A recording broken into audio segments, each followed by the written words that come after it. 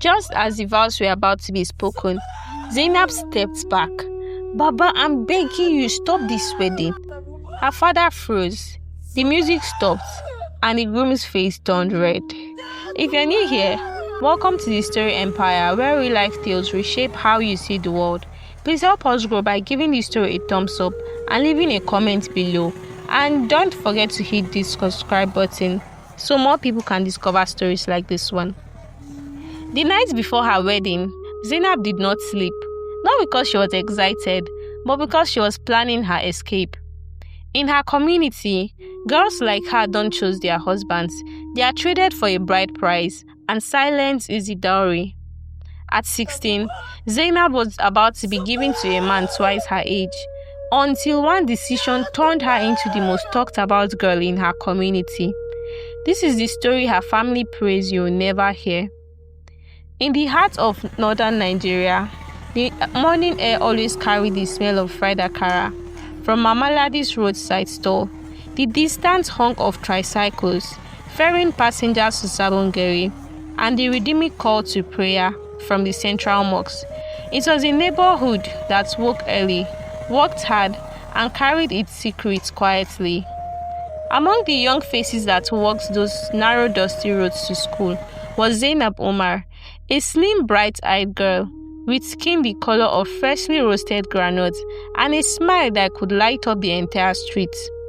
At 16, Zainab's life was simple but full.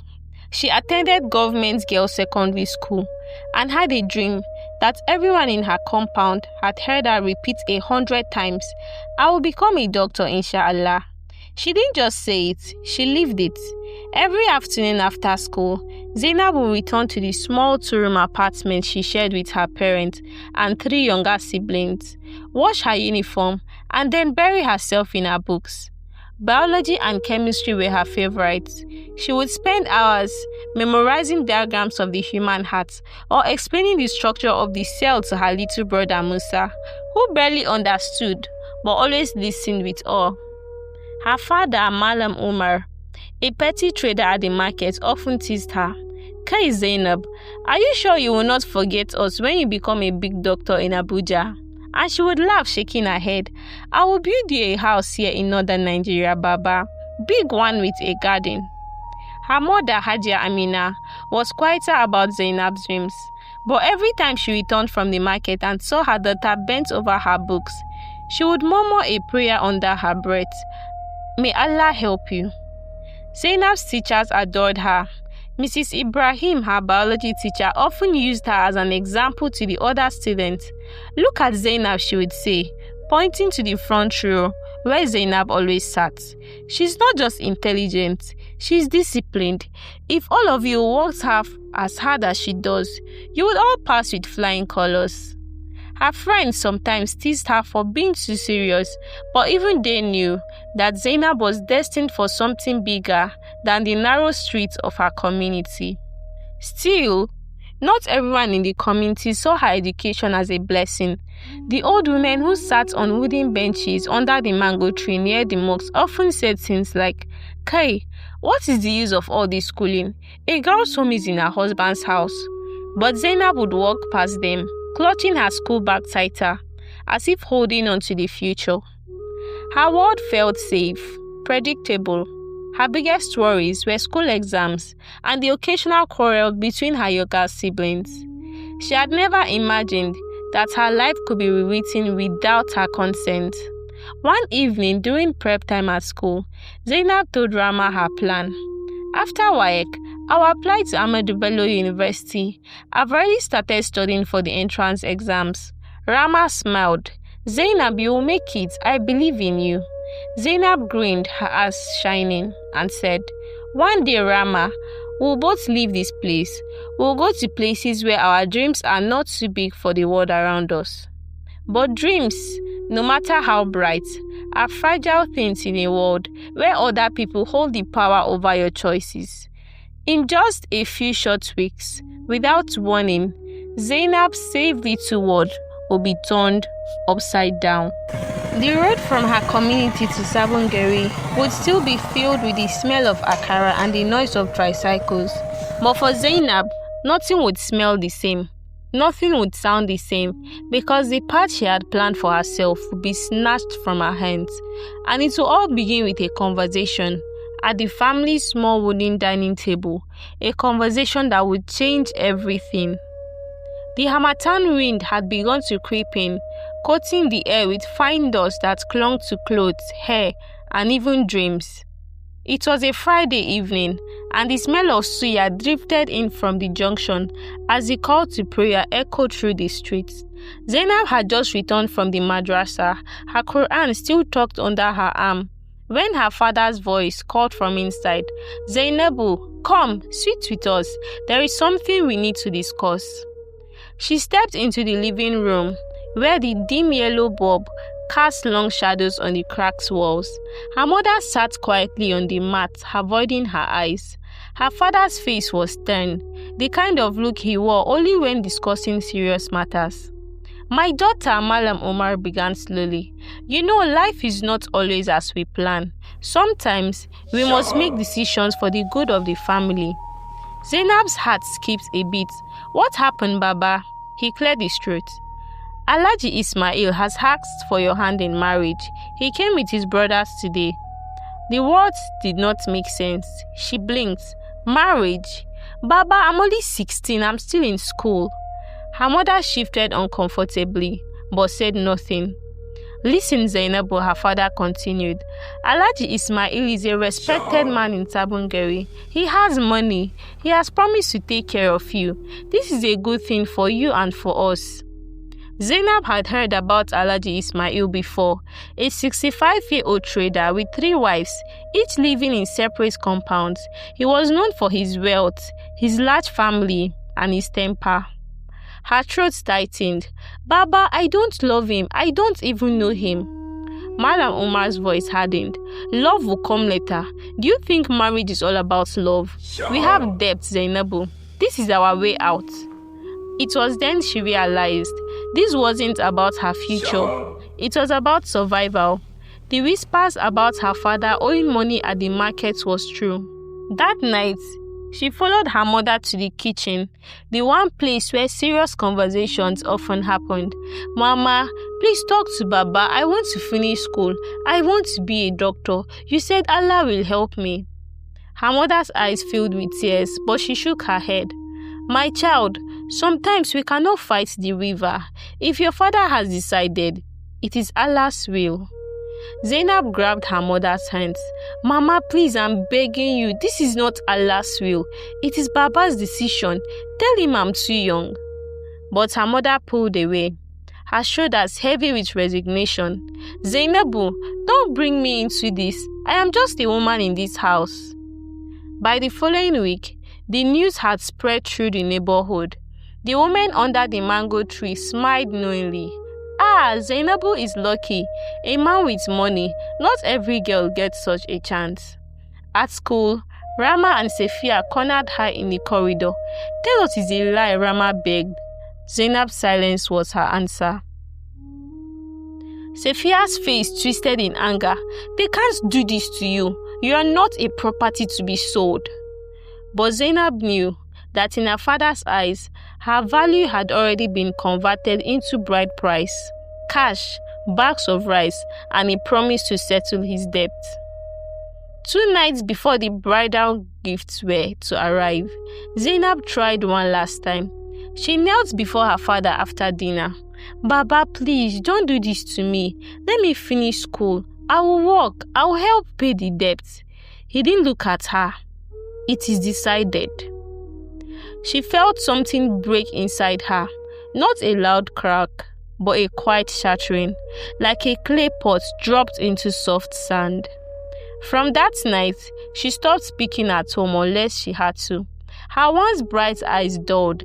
The girl who dreamed of being a doctor began to feel like a prisoner, waiting for her sentence to begin. In northern Nigeria tradition, weddings are meant to be joyous. Drums, dancing, colorful wrappers, and the smell of fried meat filling the air. But for Zainab, each day closer to the ceremony felt like another step toward a life she hadn't chosen. Her bridal henna was drawn in intricate patterns, but as she stared at her decorated hands, all she could think was how much they looked like chains. On the morning of the fatia, as guests gathered at the mosque, Zainab whispered to herself, "Ya Allah, if this is a test, give me the strength to survive it." She would need that strength because what awaited her in Alhaji Ismail's house was far more suffocating than she imagined. The journey from her community to Sabongari should have taken 20 minutes, but for Zainab, sitting in the back of Alhaji Ismail's SUV that day, it felt like she was being driven into another world, a world where the road still leads back home. Her hands lay frozen in her lap, the weight of her new gold bangles pressing against her skin. The driver avoided her eyes in the rearview mirror. Beside her, Alhaji Ismail sat in his white Baban Riga, his grey beard trimmed neatly, his voice low as he spoke on the phone in Hausa, arranging business deals, even on his wedding day.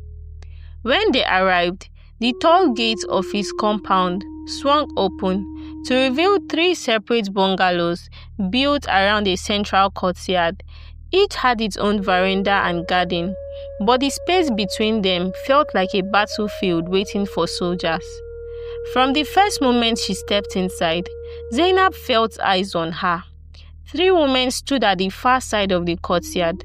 Maimuna, the first wife, dressed in a fine atamparapa, her eyes sharp as a razor. Rukaiya, the second wife, plump and smiling, but her smile didn't reach her eyes. Hafsat, the third wife, young, beautiful, and visibly pregnant, her hands resting on her stomach protectively. They greeted her politely, but their words were stiff, their gazes cold. Life in the compound was nothing like the cheerful image outsiders had of polygamy. There was no sisterhood here, no warm laughter over shared meals. Instead, every day felt like stepping into a chess game, where everyone was calculating their next move. Zainab quickly learned the unspoken rules. Never sit too long with Alhaji when it was another wife's turn. Never praise him in public. It should be seen as flaunting. Always watch your plate at meals. Alhaji expected Zainab to behave like the others, to dress in the finest wrappers, attend events on his arm, and even share his bed without protest. But she resisted in the only way she could. Whenever he came to her room at night, she found excuses. "I'm not feeling well, Alhaji," or "I have schoolwork to finish, I want to keep learning." Her refusals were quiet but firm, and they did not go unnoticed by the other wives.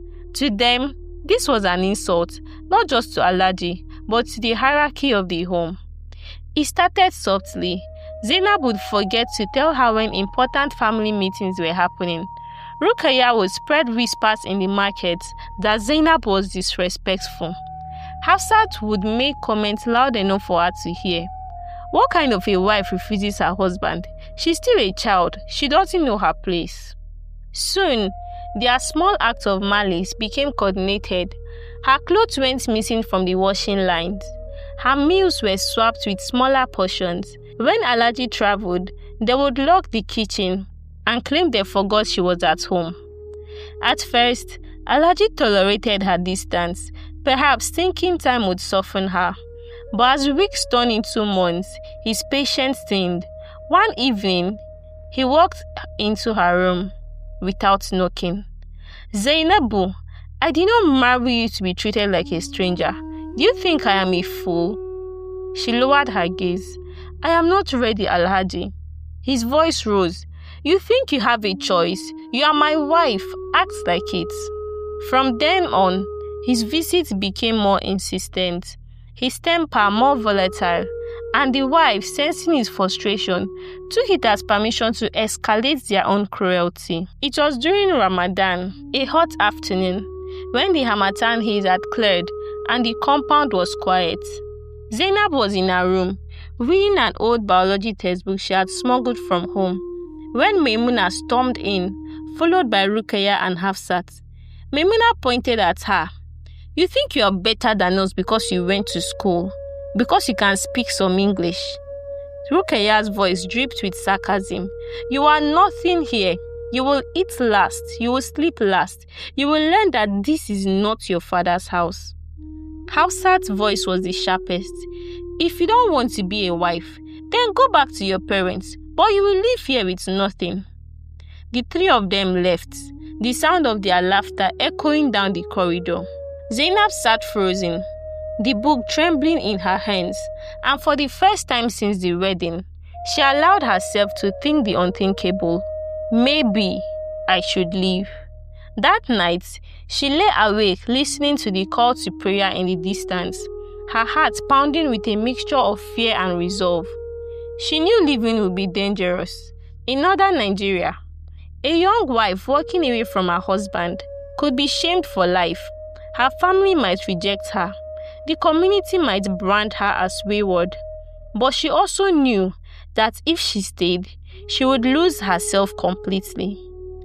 What happened next will make your heart race. But before I tell you, take 1 second, give this story a thumbs up, and subscribe to this channel so you never miss the stories they try to silence. By the time the first prayer broke the silence of dawn, Zainab had made up her mind. She would find a way out, no matter the cost. The decision to leave was the easy part. The hard part was figuring out how. Zainab knew she couldn't just walk out of Alhaji Ismail's compound. The gates were always locked. The security guard answered only to Alhaji, and the wives would notice immediately if she disappeared. So she began to plan in silence. But plans do not always go smoothly. The first time she tried to escape, it failed. She had tiptoed towards the gate one late night, clutching a small bag of clothes, her heart beating like a drum. But the guard caught her shadow moving in the darkness. He dragged her back inside, and the wives laughed cruelly when they heard. The next morning, whispers began to spread. Keep close eyes on her, Alhaji, Maimuna said slyly. She's too naive. One day she would disgrace you. Alhaji's face hardened. From then, the guard was instructed to watch her more closely, and though her body returned to her room, her spirit remained restless, always searching for another way. Then came the rumors. The wives noticed she often found excuses to go near the tailoring shops or the mosque gates whenever errands were allowed. Hafsat, the youngest wife, smirked and whispered into Alhaji's ear. Maybe she has a lover outside. That is why she is so eager to run. The gossip spread fast, weaving its way through the compound, then into the community. When Alhaji confronted her one night, his voice was sharp. Zainabu, tell me the truth. Who is the man? She shook her head firmly, tears in her eyes. There is no man, Alhaji. I only want my freedom. But to him, that was even worse. Her second attempt was bolder. With Alhaji away in Abuja, she lied to the guard about going to Kofar Wambe market. This time, she succeeded, hiding for days in Rama's aunt's back room. But her absence was quickly noticed, and the wives whispered again. She is gone with her secret lover. Alhaji's men traced her steps. Within 3 days, she was dragged back to her father's house. Her small bag of clothes tossed at her feet. The shame was heavy. Neighbors gathered, whispering. Her father's face burned with anger. Zainabu, you have disgraced this family. Do you know what people are saying about us? Her knees shook, but she stood firm. Baba, I am not a commodity to be sold. I will not return. That was the final blow. Alhaji, red with humiliation, spat out his decision in front of everyone. I do not want her again. I was only trying to help her and her family following tradition. If she thinks I am the one holding her back, then let her go and give herself the freedom she desires. Foolish girl, I'll be waiting to see what she becomes.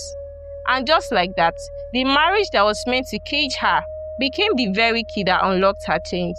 Her father, too, distanced himself, refusing to house her. Alone, Zainab left, carrying nothing but her willpower. Back in Kaduna, she tried to start over, but it was not simple. Every door she knocked on seemed to have Alhaji's shadows behind it. People avoided her, whispering that they could not employ a girl who had shamed her marriage. Jobs slipped through her fingers, and at times she slept on mats in strangers' corridors. Yet, she refused to bow. She spent her days attending free community webinars, scribbling notes hungrily. It was there she met Abdul Karim, a young man who became her closest ally. He listened, encouraged, and slowly opened her eyes to hidden opportunities. Through his network, she finally secured work as an assistant in a small pharmacy, barely enough to rent a small room. By night, she studied, determined to sit for her exams. The path was not easy. The loneliness, the whispers, Alhaji's men still feeding him news of her movements, but she pressed on. As the African proverb says, the child who is not embraced by the village will burn it down to feel its warmth. Every sunrise reminded her she was free, but she must remain vigilant, for walls have ears, and Alhaji had not truly let go. Zainab's story is not just about one girl from the north. It is the story of countless young women whose futures are traded for debts and dowries they never agreed to. But her courage was her rebellion. She stumbled, she was dragged back, she was shamed, but she never gave up. And when Alhaji rejected her, thinking he had broken her, he unknowingly gave her the greatest gift, the chance to live on her own terms. Sometimes, the very thing meant to destroy you becomes the fire that forges your strength. Zainab walked away with nothing, but gained herself, and that was everything. If this story moved you, please help us grow this channel by sharing it, giving it a thumbs up, and leaving a comment below. Don't forget to subscribe so more people can discover the stories they try to silence.